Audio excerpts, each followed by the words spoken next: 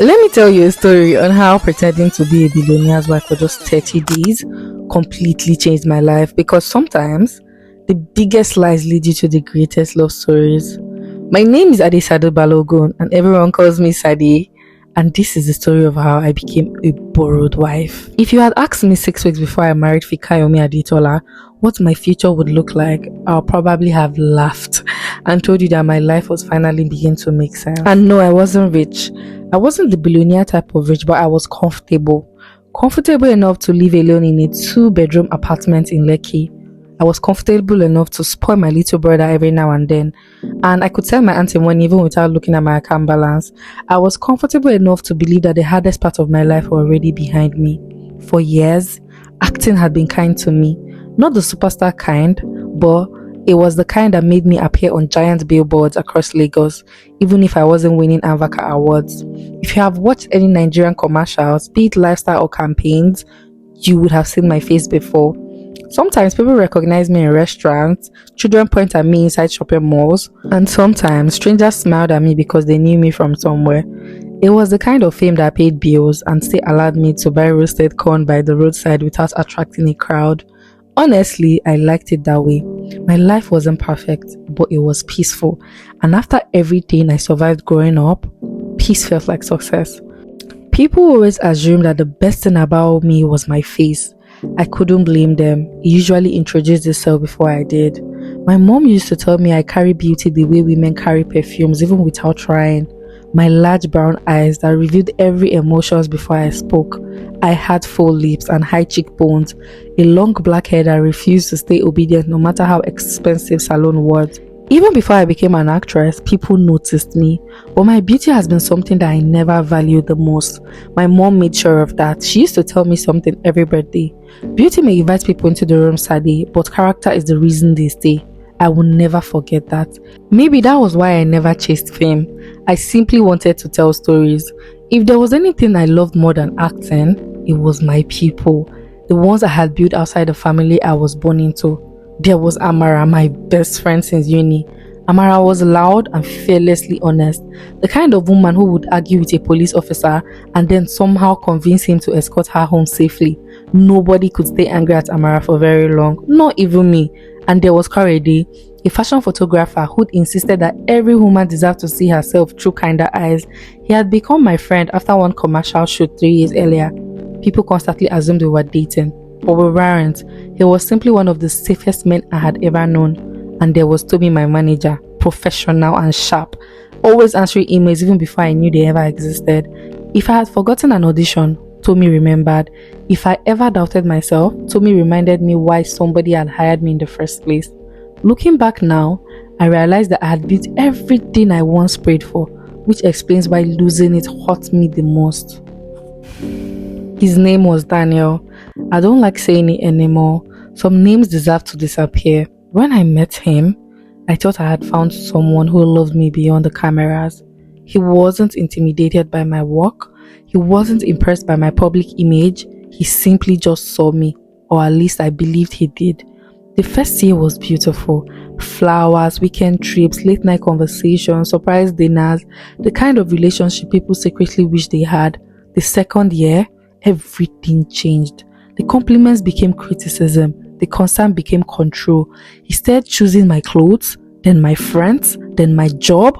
Eventually, he began choosing the version of me that he allowed to exist. If I smiled too much at another man, there was a problem. If I worked too late, there was also a problem. If I didn't answer my phone immediately, there was another problem. The strangest thing about emotional abuse is that it rarely announces itself. It arrives politely. And that small moment, that was the time I could no longer recognize myself. To the extent I spent months convincing myself I was only stressed. I spent months believing that love required endurance. Months apologizing for things that weren't my fault. For the first time he shouted at me, he cried afterwards. The second time, he bought me jewelry. And the third time, he blamed it on alcohol. By then, I had already started making excuses for him. Not because I was weak, but because I loved him deeply. Love was dangerous. It had a way of making cruelty look temporary. Everything ended on a Thursday night. I remember it because it rained. Lagos has a way of making heartbreak feel cinematic. We argued over something so small I can't even remember what started it. What I remember is the sound. The sound of his hand across my cheeks. It wasn't even the pain that shocked me. It was the silence afterwards, as though my entire world had stopped moving. Before I could understand what had happened, he shoved me backwards. My shoulder hit the wall so hard that my vision blurred for a second.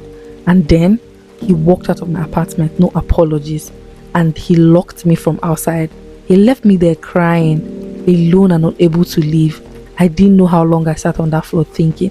Maybe an hour, maybe longer. Eventually, I found my phone underneath the sofa and I called the one person I knew would come without asking me questions. Amara. She didn't even ask me to explain. She didn't even tell me to calm down. She simply came. By the time she had arrived with the building security manager, I had already made one decision. I was never going back.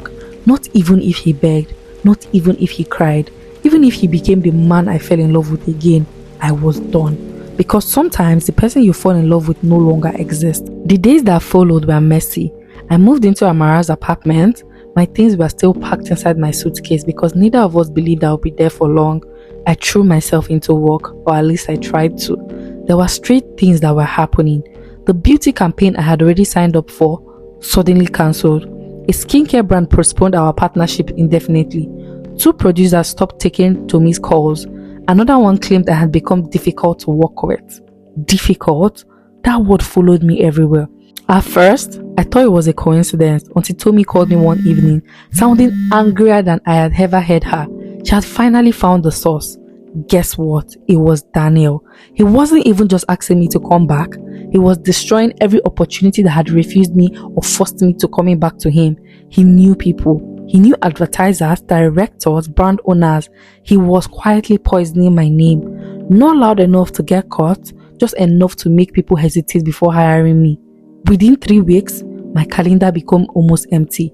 I had never felt so helpless. Not because I couldn't work, but because someone had decided I shouldn't. Coming from someone I loved, that hurt me deeply. But Amara refused to let me disappear into sadness.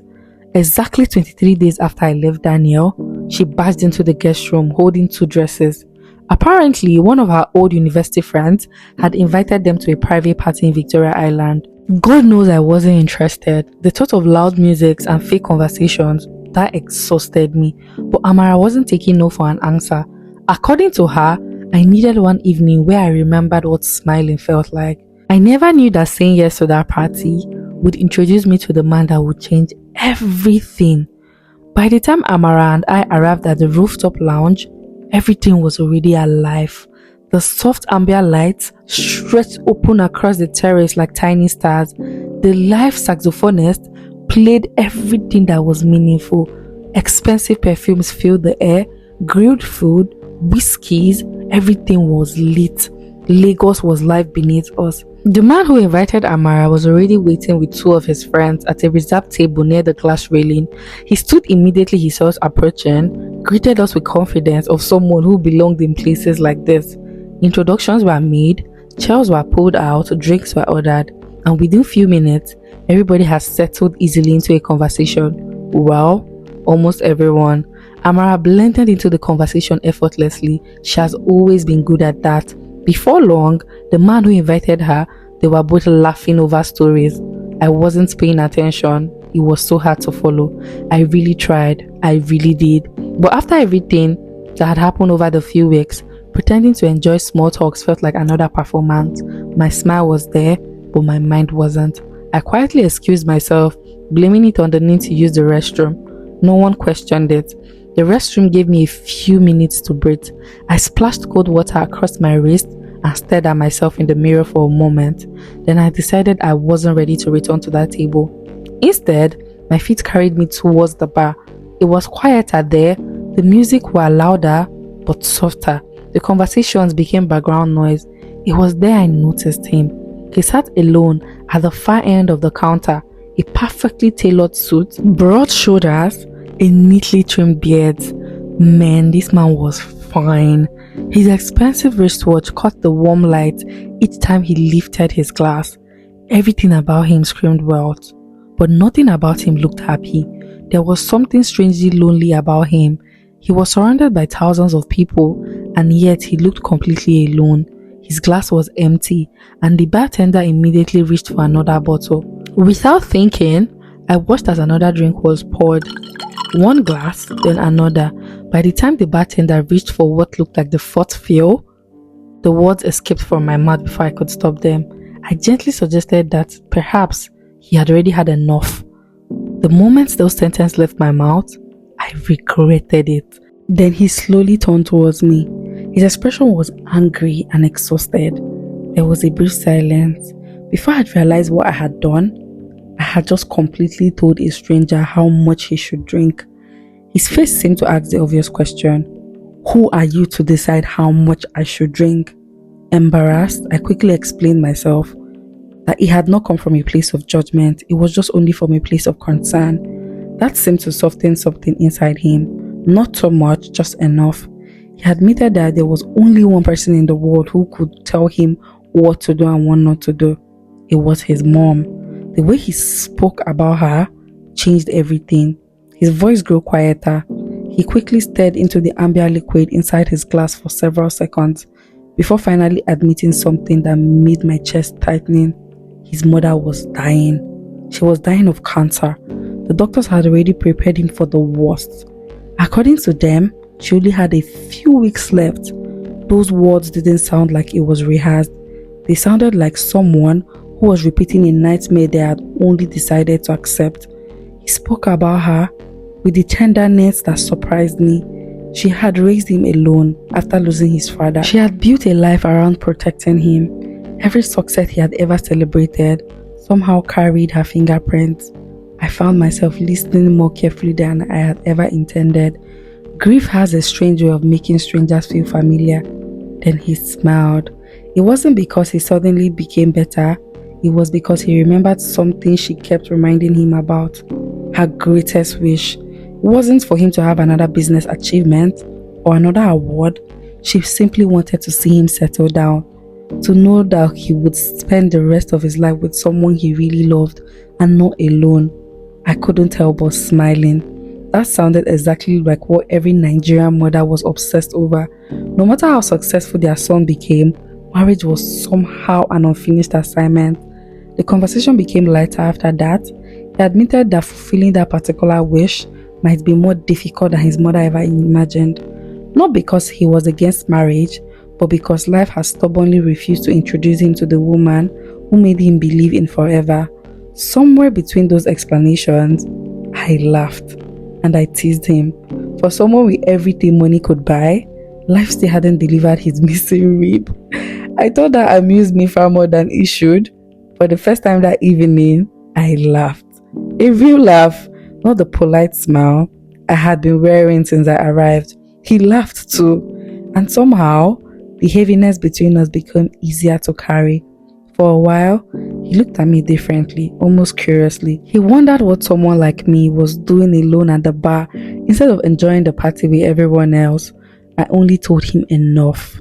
I told him I had recently walked away from a relationship and that sometimes that was the bravest thing to do. And healing had turned out to be much more lonelier than I ever expected. I didn't mention Daniel. I didn't tell him how bad my confidence had been broken. Some wounds were still fresh, so hand it over to a stranger. He didn't press for details. He simply understood. Sometimes compassion doesn't need explanations. It only needed silence. We sat there for what felt like a few minutes, and yet somehow it felt so much longer. Long enough for two strangers carrying different kind of pain to remind each other that the world still contained kind people. Our conversation ended the way unexpected moments usually do, abruptly. Then suddenly Amara called my name from somewhere behind me. She had apparently searched the entire lounge before spotting me at the bar. The relief on her face quickly turned into playful annoyance. She hooked her arm almost into mine, clearly unwilling to let me disappear again. I looked back one last time before allowing her pull me away. He gave me a small nod and then I returned it. No phone numbers, no promises, no dramatic goodbyes, just two strangers walking away from each other's lives. Or at least, that was what I believed.